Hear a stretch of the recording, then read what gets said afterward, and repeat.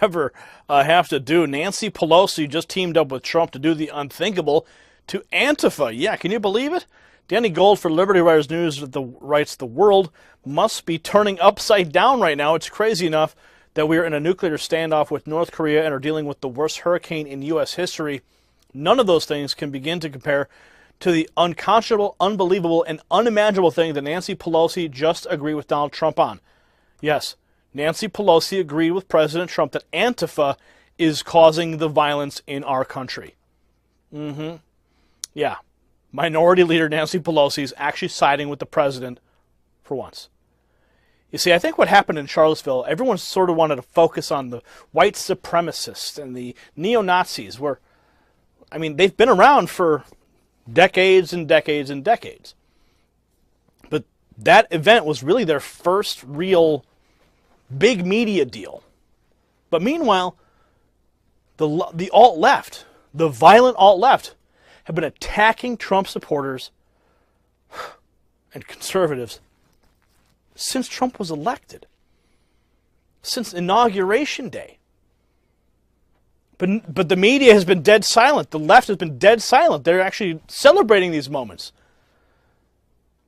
So now it's almost like the white supremacists, when that event sparked, and everyone sat and focused on the white supremacists, but now everyone's focusing on these other events that have occurred. Clearly, they're not white supremacist events. They're conservatives, prayer groups, free speech events. And Antifa comes in and creates massive, massive violence.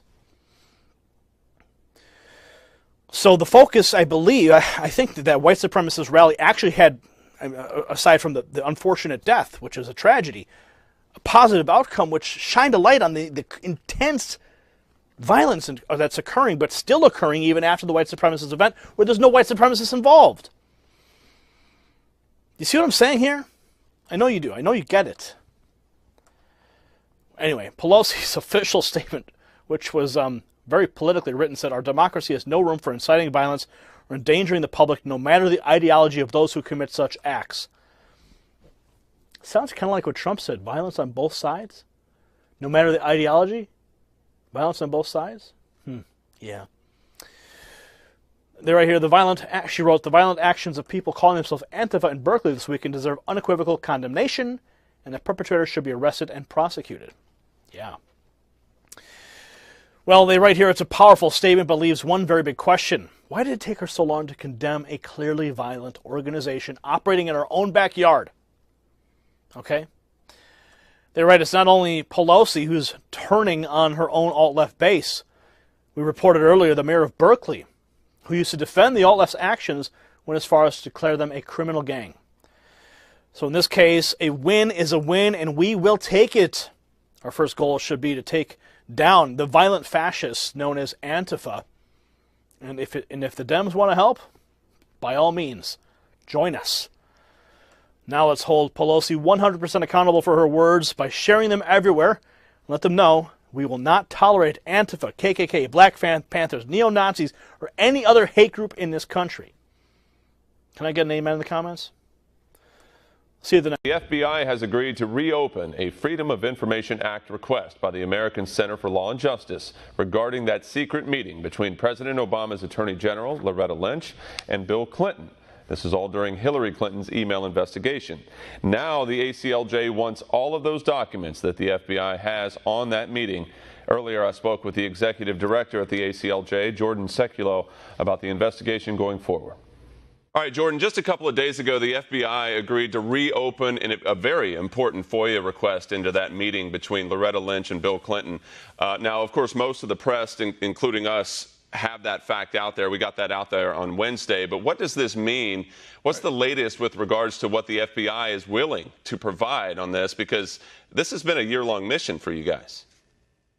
That's right. We filed this more than a year ago, the FOIA request with each respective department, Department of Justice, and then the agency, the FBI, because you file those separately. Even though DOJ oversees FBI, they have their separate FOIA offices. DOJ never responded, so we took them to court. That's ultimately what led to, just a couple weeks ago, the 413 pages of emails about this meeting between Loretta Lynch and Bill Clinton on the tarmac in Phoenix being released. And we saw there that there were these redactions made by the FBI. Now, that was interesting to us because back in October, the FBI sent us a letter saying they did a search and they couldn't find any documents related to the Loretta Lynch and Bill Clinton tarmac meeting.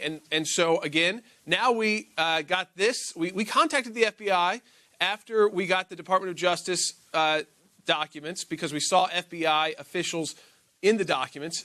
And so, lo and behold, and this is, you don't often get this, but I hold it in my hand because it's so unique, is a letter from the FBI to us reopening the FOIA and doing a new search. So if they don't comply the right way, we'll do what we did with the Department of Justice. We'll take them to court. But I think that they kind of have to now, Patrick, because it's clear from the documents we already have that FBI officials are involved in discussions in emails that have been forwarded. Interesting enough, there's a special counsel connection, Patrick. Peter Carr is on one of those emails. He was a DOJ press official from the criminal division, interesting enough. He got an email from the FBI's press office, this was from our FOIA, about whether or not Bill Clinton and Loretta Lynch's security details coordinated the timing of the meeting. Now, that would be very important to know because that would mean that this was not some, offhanded random meeting that happened, with 30 minutes notice, but that, in fact, the security details were involved. Even if they knew a couple of hours before, that means DOJ, FBI officials, all that stuff Jim Comey talked about under oath would all be implicated. So this has very real implications for what's happening now. And this Peter Carr, the spokesperson for DOJ criminal, guess where he is now the spokesperson for? Robert Mueller and the special counsel's office. I was going in that direction. Can you get past those redactions? How possible is it to get this without redactions?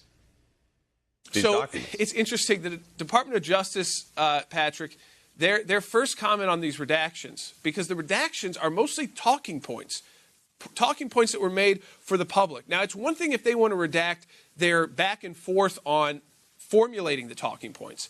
But why are all of the talking points redacted? Now, these are talking points that went to FBI, DOJ. Some may have been used. Some may have not been used. We don't know because they're redacted. But that is not what is usually covered by executive privilege or the deliberative process. In the government, when you assert privilege like this and then redact, you are supposed to be saying, well, we were deliberating. That's what the law says. Mm-hmm. But that only applies to statutes, rules, regulations, not talking points. So we're in discussions now. Again, you want to start there. You don't want to have to go to court. Court takes a longer time. But if they don't comply with releasing more of this info and unredacting it, if you will, Patrick, then we will take Department of Justice to court to get these redactions, to get these talking points. Because I think they'll probably shed a lot of light on the back and forth that was ongoing. Well, with these talking points, one of those being how do we approach the press? And the ACLJ, in these emails has this possible collusion between the DOJ and the media.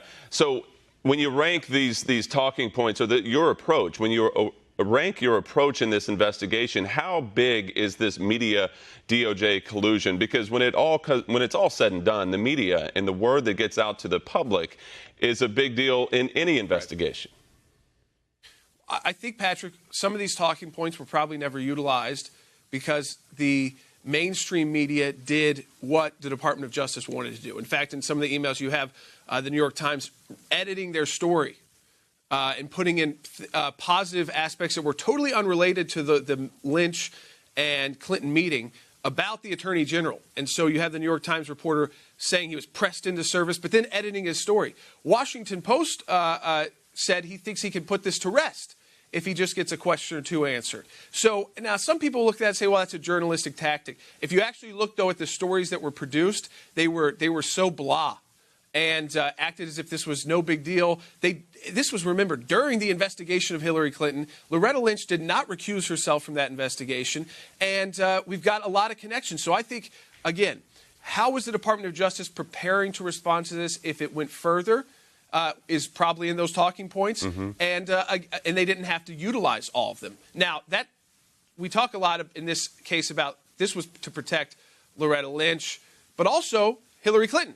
because this was, again, during the campaign while she's under investigation. So think about this. The FBI and Department of Justice are investigating Hillary Clinton, and the FBI director ultimately comes out and saying maybe there wasn't criminal activity. That was bizarre from Jim Comey, but it was certainly grossly negligent, which is criminal.